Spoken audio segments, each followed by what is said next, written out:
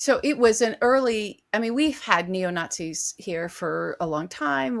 It's, that movement, and we saw it go through the 80s, we saw it go through the 90s.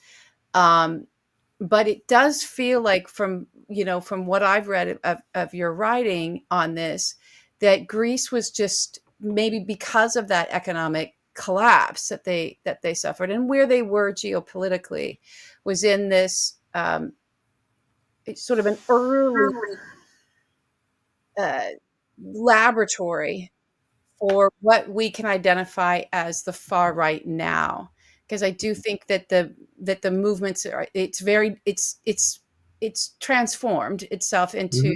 a 21st century beast that is global, that as much as they're all about their own borders, they seem to be borderless in terms of how they connect and support one another as a sort of a global movement.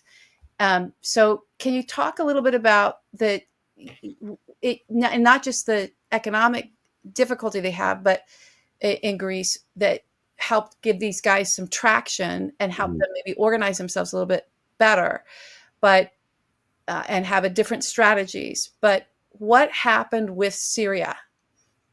What Oh, happened right. when the refugees came in? Because I remember watching that and seeing those images and seeing the people of Greece just be like, oh my God, right? Because we're watching babies and families and these people who were just, these incredible Syrian refugees who were really, really fleeing and were Mhm. washing up on Greece. And it didn't look like they were met with like kind of where we're at now.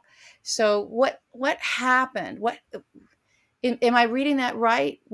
At that time, when the Syrian war was really raging and Greece was getting flooded with refugees, it did seem there was a Mhm. compassionate heart there. So what happened? Well, really, the first wave of the most intense violence by groups like Golden Dawn took place between 2010 and 2013.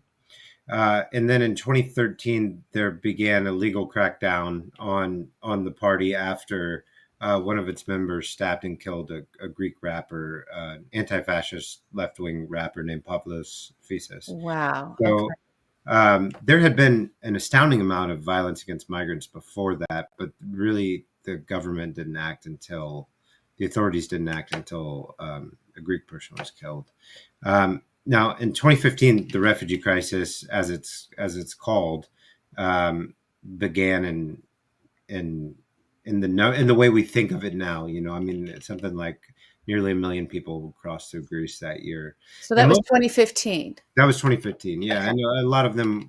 I mean, a very large number of them were Syrian, but there were people. I mean, I was there on the Greek islands on the Greek border with Macedonia, and Athens, Thessaloniki, all around the country. I mean, there were people who came from Iraq, Afghanistan.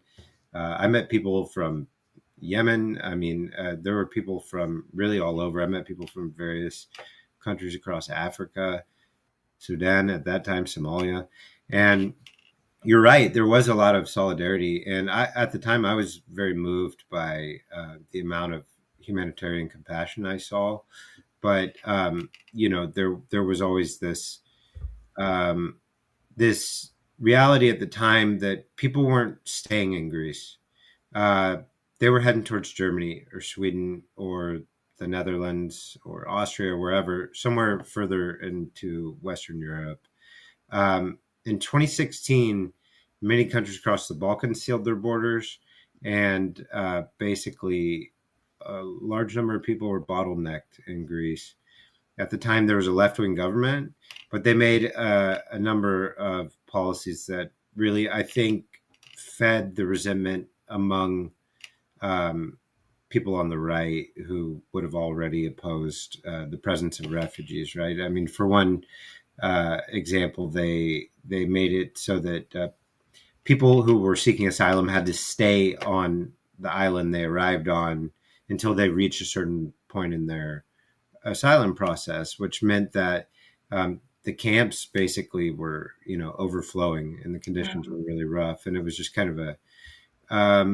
it was just kind of a grim but perfect set of conditions for people on the far right to exploit. And it wasn't just Golden Dawn. I mean, there were other groups too, and I don't think that there was ever a point when they were the only group carrying out violence. But um, yeah, I mean, at that time, really, it was like a gradual deterioration of that solidarity over the years. And to be sure, though, there's still a lot of people even today who, um, I think put their own necks on the lines for these folks who have had to flee war and whatnot.